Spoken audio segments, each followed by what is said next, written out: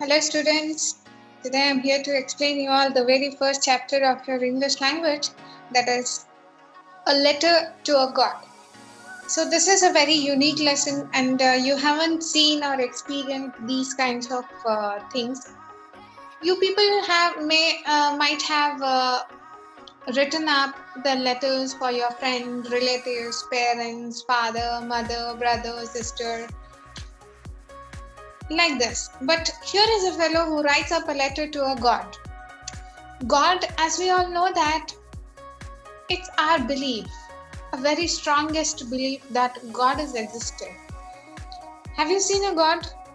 Don't know. But here is a fellow who have a very strong faith on God, and he writes up a letter when he is in difficult situation. So let's go through the lesson and learn what is the difficult situation have been experienced and suffered up by the fellow. So let's see. So before getting into the lesson, let me introduce our author of today's lesson, G.L. Fuentes. G.L. Fuentes. And we have a very small paragraph regarding the lesson which gives you out an introduction and what does the lesson consist of. So that we are going to see here. Before you read, it's better to read this para. They say faith can move mountains. Yes, one's faith can move up the mountains also. Can a mountain move? Is a mountain movable? Don't know. It depends on your faith. If you believe that it's moving, yes, it's moving. If not, it's not. So it's depend on your own belief. But what should we put our faith in? What is the right mode to put our faith in, and what to be and what not to be get on to the faith in? We don't know. It depends on your thoughts and beliefs and whatever the things you see there, and it depends totally on you to have a faith in that or not. This is the question the story delicately poses. Lencho is a farmer who writes a letter to a god when his crops are ruined. So Lencho is a farmer who writes up a letter to a god when his crops are ruined, asking for 100 pesos. Pesos are a kind of currencies. Does Lencho's letter reach God? Does God send him the money? Think what your answer to these questions would be, and guess how the story continues before you begin to read. Yes. So before going into the lesson, so let us ask ourselves that Lencho has written up a letter to a god. Did letter reply for the letter of Lencho? Or and we can see a line or a question arises there. Does God send him the money? Does he send over? We don't know. To know about all these things, we have to dig into the lesson and learn the things. Yes. So the lesson goes like this. The house, the only one in the entire valley, sat on the crest of a low hill. So there is a only house in the entire valley on the top of the hill. Crest, it's nothing but a top of the hill of a low hill. It's a low sized of hill where the house of Lencho is situated. From the height of the hill, from this height, one could see the river and the field of ripe corn dotted with the flowers that always promised a good harvest. So from the top of the hill, they can see the rivers and the field of a ripe corn dotted with the flowers, in the sense the flowers are yet to be bloomed, and it always promised the field, the scenery of the field, which always gives you out a pleasant feeling and a promissory note that it gives you out a good harvest. The only thing the earth needed was the downpour at least a shower. It's nothing but the only thing needed. The field is ready, the seeds has been sown up, and the only thing needed is the shower. That's nothing but a rainfall. Throughout the morning, Lencho, who knew his fields intimately, had done nothing else but see the sky towards the northeast. So on that particular day, he was observing the sky, and he was observing especially the sky which was towards the northeastern direction. So that we have to understand. And then by this paragraph, we just saw that a farmer, namely Lencho, who has sown up the seeds and was expecting the crop of the corn, where the plants have bloomed up its flower, and they are waiting for the rainfall. So next para, we are all really going to get some water, women. The woman who was preparing a supper replied. So a woman who just was preparing a supper, she just replied for the words of Lencho from the inside the kitchen itself. Yes, of course, we get some water. We are really going to get the rainfall. And he says, yes, God willing. So on the basis of the God blessings, we will definitely get the rainfall. The older boys were working in the field, while the smaller ones were playing near the house until the women called to them all.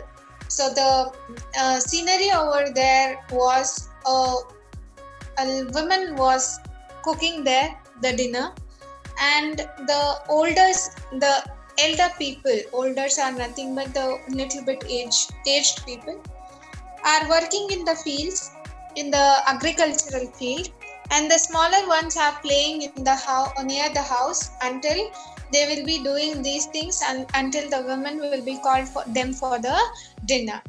Come for dinner. It was during the meal that just as. So as she's told that she had called them for the dinner, and this was a dinner time, do remember. So when we will be having our dinner, so during the night time. So that we have to understand here. And moving on to the next page of the lesson, and Lencho predicted, it is nothing but to assume to something, to believe something that could happen. What could happen? He is believing that the rainfall would be happening today night. Lencho had a prediction, or Lencho had predicted, big drops of rain began to fall. So it was true that his prediction was right enough and correct enough, and there was a big rain drops began now. In the northeast, huge mountains of the clouds could be seen approaching. From the direction as it was expected, from that direction itself, the rain clouds are just approaching near the place of the Lencho. The air was very fresh and sweet. Yes, I think you people are very much experienced during the raining time and the monsoon season, which would be very enjoyable. And because of that, the cool breeze and the sweetness, and has a very pleasant nature over there, right? So, and then the man went out for no other reason than to have the pleasure of feeling the rain on his body.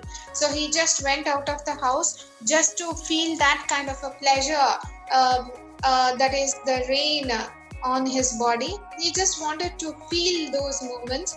So that's the reason he just went out.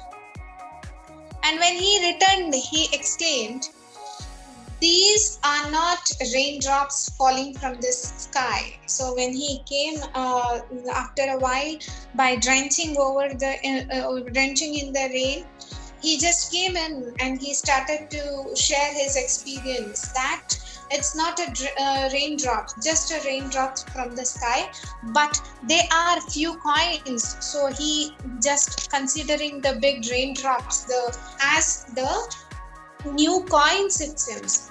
The big drops are 10 cent and the little ones are 5. So he considered the big droplets as the 10 cents and the little ones are the 5 cents. So was it really that worthful? Yes, of course. Though he's a farmer and he knew the each and every droplet of a rainfall will be bringing him the profit. That has to be understood here, children. So moving on to the next paragraph of the lesson. So with a satisfied expression, he regarded the field. He regarded the field of ripe corn, its flowers, draped in a curtain of rain. But suddenly a strong wind began to blow, and along with the rain, very large hailstones began to fall. So they were very much satisfied and they were feeling very happy that finally they got a rainfall where the ripe corns with the flowers which was blooming out and it was draped up with a curtain. So this is what we have to understand here. So this kind of situation has been explained, that rain is just falling down from the sky as if it is seeming that it's a drape in a curtain of the rain over there. But suddenly there was a change in the atmosphere, that they found that a strong wind began to blow, and along with the rain, very large hailstones began to fall. So along with the strong winds, the rain, along with them the hailstones, in the sense the frozen balls, that is equivalent to the ice balls. So that is what the hailstones here. So it has begun to fall on. So as we all know that, children, it would be very harmful for the crop here. So these truly did resemble new silver coins. So for the in the starting point of the hailstones, they just enjoyed. They seemed that it would be the silver coins for them. The boys who were playing near the home, what they did, they exposing themselves to the rain, in the sense they are just playing in the rain, and they ran out to collect the frozen pearls. Frozen pearls are nothing but it is considered as a hailstone here. It's really getting bad now. So the situation getting worse now. He exclaimed, the man. So he's just telling out that, I hope it passes quickly. Who said this? Lencho is telling these words. It did not pass quickly. So it has to be passed on very quickly, because as we all know that the hailstones are a little bit harder. If it falls on the crop, the flowers would just fall down from the plants, right? So that's the reason he is just praying out to pass out the hailstones very fast. The storm should go away from the fields faster, very quickly. So and then later, what happened? For an hour, the hail rained on the house, the garden, and the hillside, the cornfields, on the whole valley. So the hailstone, the storm of the hailstone, it was continued for 1 hour. So if it goes for a minute, we will feel so terrible. But take into the consideration of 1 hour. Just imagine yourself how hard it would be. So by this, what we have to understand, that the whole of the crop is destroyed. The field was full of white, as if covered with the salt. So the white frozen pearls, or the hailstones which was just fallen down in the field, it was full of the field, and it was white in color, and it was seeming that it was covered with the salt. So what will Lencho do now, and what happened to the crop? So let's see in the further of the lesson. The corn was totally destroyed. Not a leaf remained on the trees. Not even a single leaf had remained on the trees. The corn was totally destroyed. So the corn plant and the crop which was about to get harvested, and after a few days, who were expecting only the rainfall, but here very distressful thing has happened, and very unexpected thing has happened, that there was a hailstone storm where they have ruined up the crops there. The flowers were gone from the plants. Lencho's soul was filled with sadness. So he feels very disappointed and his soul is full of sadness now. And when the storm had passed, he stood in the middle of the field and said to his sons that a plague of locusts would have left little more than this. So he says that by standing in the field and by observing the crop over there, that the locust, it's nothing but an insect which will be destroying the crops, right, by eating up the crops over there. So he's just comparing the situation to an insect that the hailstone has destroyed totally and it has not left even a single thing. So and then what happens in the next thing, so let's see. So we are learning the lesson, the letter to your God, and we are in the first few pages of our lesson, that it says that Lencho is a farmer and he says that it would be, the locusts would be better than the hailstone storms. So as I already told you, the locusts would have left little more than that. This was what has happened. The hail has left nothing. This year we will have no corn. That night was a sorrowful one. All our work for nothing.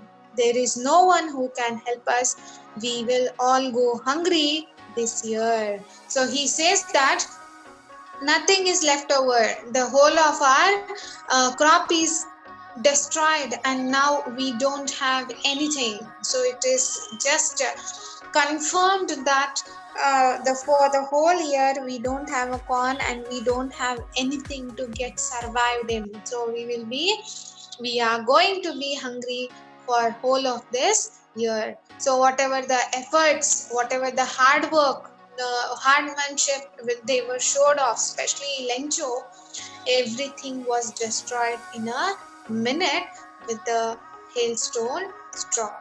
So I'll just stop here and I'll be continuing the further of the lesson in my next class. So till by then, please do learn and revise the things. Hope you all are understood the lesson. So I'll be meeting you up in the next video. So till by then, happy learning, children.